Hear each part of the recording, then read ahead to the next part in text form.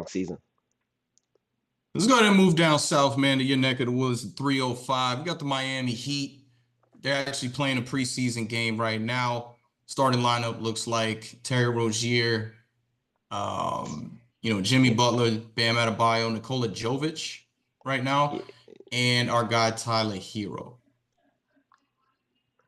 Yeah, that looks like kind of what they've been rolling out there. I think if you looked at their roster from last year, Jovic ended the season starting at the four, so you kind of figured you roll that lineup back out there. I think if they're healthy last year, that kind of what their lineup would have been, and kind of what they did roll out there, and seems like that's might what they will be going with.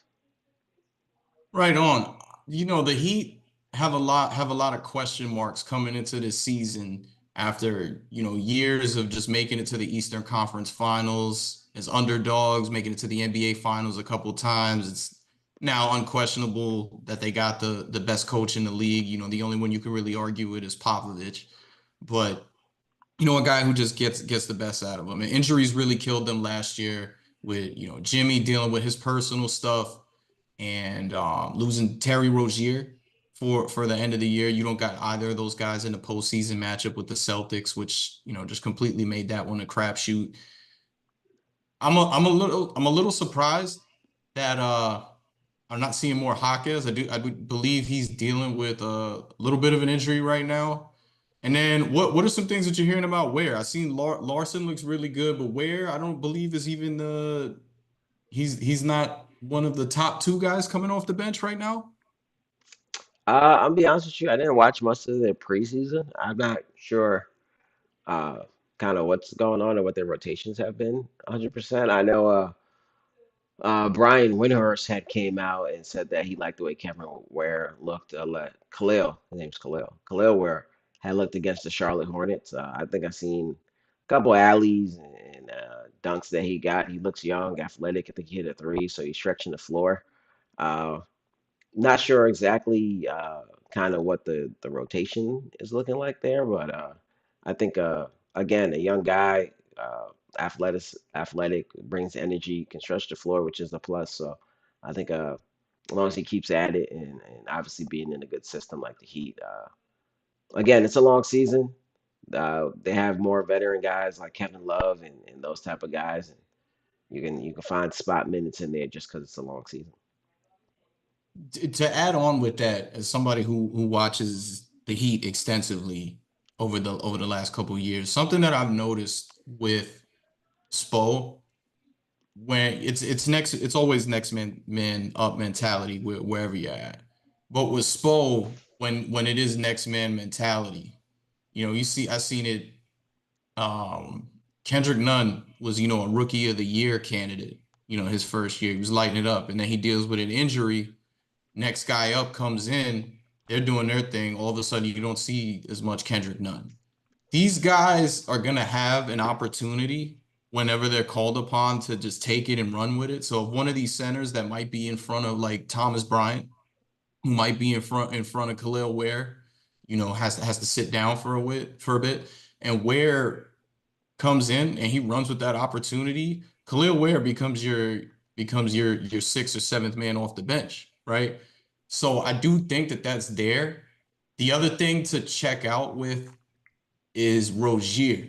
And I want to give you a shout out because you last season were giving him a lot more praise than I think a lot of people were.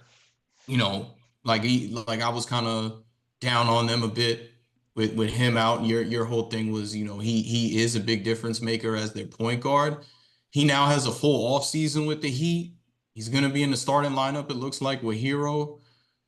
That's going to be something to monitor. I think that the Heat, obviously everybody knows they're going to be a scary matchup, but with like the questions that they have coming into the season, it's been a long time since they've had this many questions about what kind of team they are.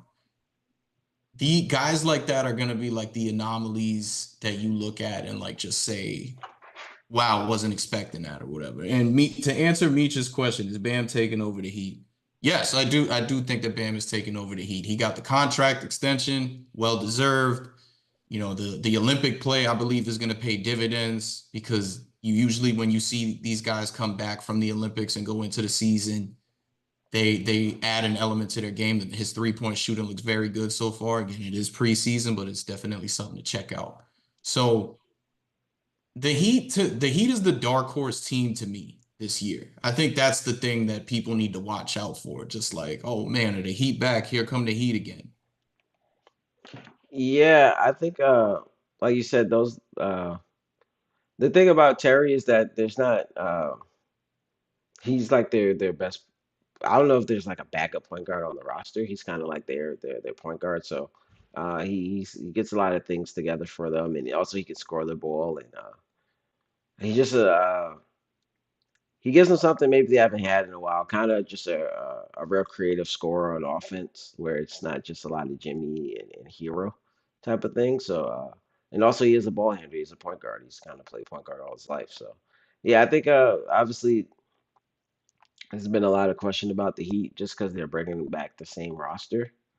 But continuity is something we didn't really get to see them 100% healthy last year. So being able to bring back the same roster with a couple guys who seem motivated, Jimmy seems motivated. Obviously, maybe a contract year for him. So uh, uh, they've been together, and I think that's the biggest thing. They didn't make too many big offseason moves, but you would say maybe Terry was their offseason move, even though it was during the season. He gets the full season to kind of roll with them, and the team is healthy, and they're gonna go for it. They're gonna have like the typical Heat season to me, as far as like, man, look where they just got this guy from. Like Josh Christopher was a a high draft pick for the Rockets a couple years ago.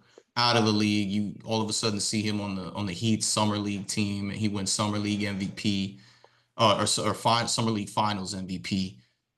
So you got guys like that. Pelly Larson, like I said, looks really good. We'll see what we get out of Ware. There's just so many guys that you look at that Spo, and you know what Spo can do with these guys. Like even to go back to Terry.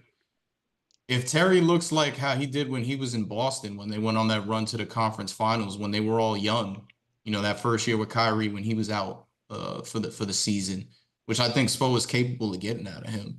That automatically makes them a championship threat again.